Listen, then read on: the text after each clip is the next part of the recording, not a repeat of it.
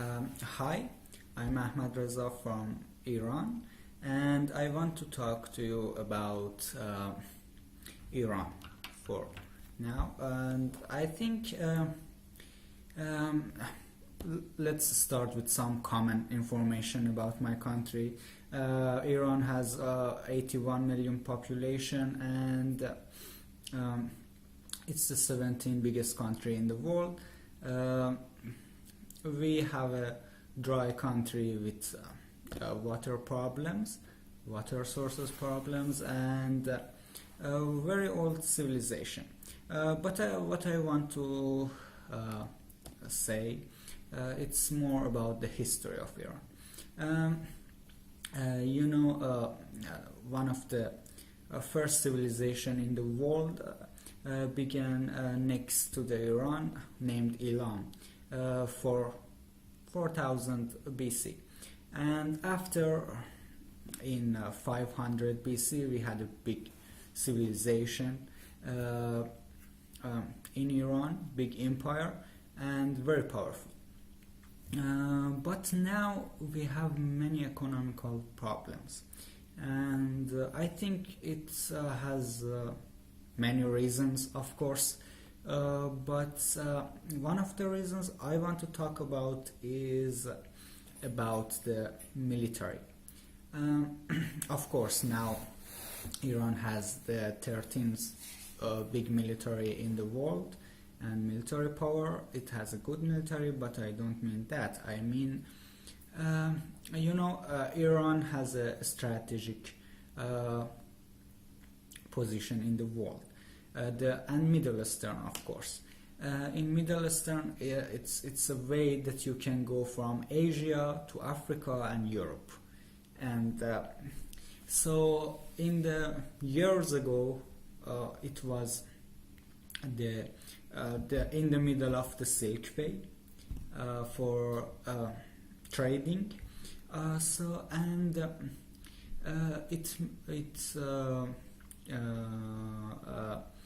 Many attentions come to these lands as Middle Easterns, and for many reasons, for economic reason, for military reason, for conquering, and for gaining power and lands. I told you it was a really good place because three continents connected to each other with these lands. I want to talk about our rivals in the history. Maybe the first rivals was Iran has always war with Greek empires, and we know I think a lot about this. After that, with Roman Empire or Egypt, and many other countries. But after Islam's come to our country, it gained some other wars with itself that wasn't before. The religious war that crusade with Christians and Muslims, or between the Muslims like Sunni and Shia, the two big parts of the Islam, Sunni and Shia. We had many wars about this, and we also conquered by Mongols and Genghis Khan, and also many times some other countries attacked, and or we attacked them. And it was many reasons. For example, we had wars with Russia, and some people say it was the reason that we were near the free waters and oceans, and Russia needed this power. Or after the oil industry, because the Middle East has many oil resources, and the black gold, as they say. So many attentions come to our country, and maybe colonization, but with imperialism. Happened in our country by England, by Russia, by United States. And I think this for 2,500 years we were like always in war. And it's like really rare that you can find in our history that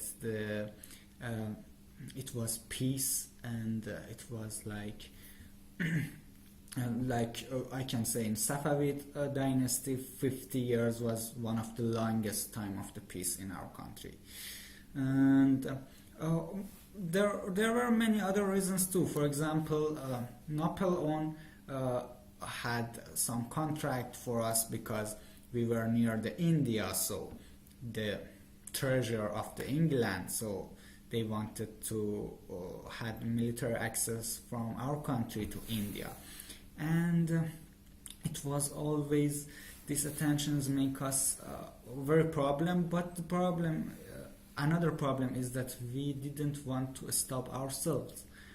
When we are all Muslims, and we have the problems with Sunnis and Shias and war with this reason. It is something, maybe we are not at the war, but we are in the competition of this religious parts.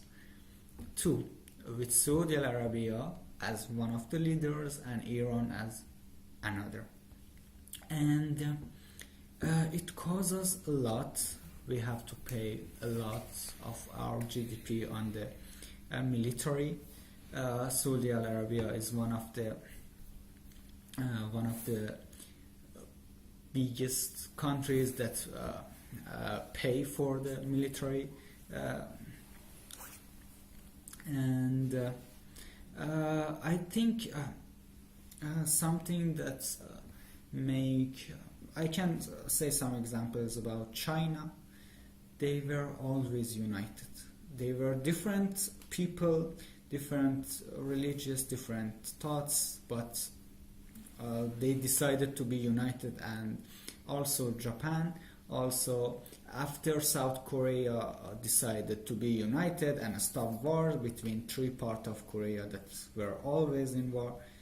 I think all of their growths were after they decided to not in economy, I mean growth was when they stopped fighting with each other and helped each other and united with each other. And it can happen for us now. We have OPEC for oil, but still even in that we want to compete with each other. I think if competing with each other, it's good. It can make us to try harder, but when the competition becomes like destroying each other ways and to become successful, it will harm all the people, like it happened with Edison and the Tesla. And I think Shia and Sunni fight like Ottoman and Safavid, or now Saudi Arabia and Iran and others will cause us many problems in economy. I mean the money that we're buying war instruments for war, we can use for jobs, we can use for economic growth, for make our region really better place to live. And it's completely possible. And in the world now, this in 2018, the budget for military is $1,700 billion. And with this money, how can we cure the hunger of the people in the poor people in the world? How many jobs we can create?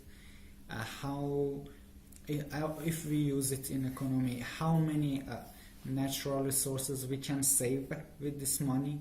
But we just put them for wars and for military.